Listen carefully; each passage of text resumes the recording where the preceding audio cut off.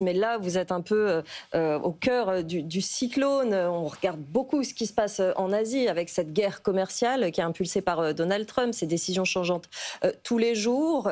En Europe, concrètement, on a peur que ces droits de douane inondent le marché de produits chinois, de produits asiatiques. Qu'est-ce que vous répondez à ça ? Nous sommes une entreprise qui a un modèle particulier, un modèle qui disrupte l'industrie de la mode et l'industrie textile, puisque c'est un modèle de production à la demande. Nous ne produisons uniquement ce que nos clients veulent porter. Quand j'entends effectivement dire que nous allons envahir le marché européen suite à la politique tarifaire de Trump, j'ai envie de dire que c'est faux. Notre stratégie en Europe ne va pas évoluer. Pourquoi elle ne va pas évoluer ? Pour la simple et bonne raison que nous n'avons pas de stock. Nous ne faisons pas transiter de stock, nous n'avons pas d'invendus.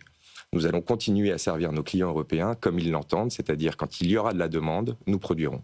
Nous ne produisons uniquement ce que nos clients veulent porter. Ce qu'il faut expliquer quant à Rufa, c'est que la politique américaine, alors on parle de guerre commerciale non-stop depuis 15 jours maintenant sur l'antenne de BFM Business, mais sur les petits colis qui viennent notamment de Chine, Donald Trump, le mardi 8 avril, a signé un nouveau décret triplant les droits de douane américains qui sont passés de 30 à 90% sur les colis de moins de $75. Vous êtes très directement, évidemment, ciblé par ces hausses de droits de douane. Quelles sont les conséquences depuis le 8 avril ? Est-ce que vous avez des chiffres sur vos ventes aux États-Unis ?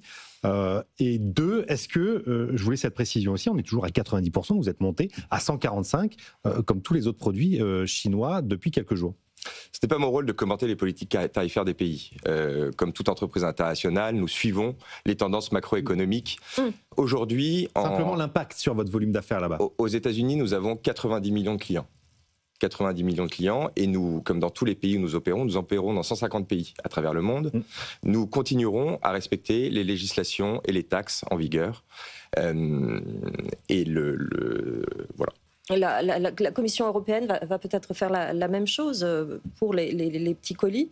8 à 10% de taxes sur le textile, notamment. Vous réagiriez comment si ça passait ? En janvier, la Commission européenne a effectivement présenté sa feuille de route pour un e-commerce global. Nous suivons cette feuille de route avec attention. Pour le moment, il y a juste des bases qui ont été présentées. Nous échangeons continuellement et nous travaillons en totale transparence avec la Commission européenne. Et comme avec les États-Unis, nous respecterons les législations et les taxes en vigueur. Il est important de noter que notre modèle économique ne repose pas sur l'exemption de taxes ou... c'est ce que j'allais vous poser comme question. Vos prix sont très bas, effectivement, plus bas que la concurrence, parce que vous arrivez à passer sous les radars de la fiscalité des zones commerciales où vous opérez.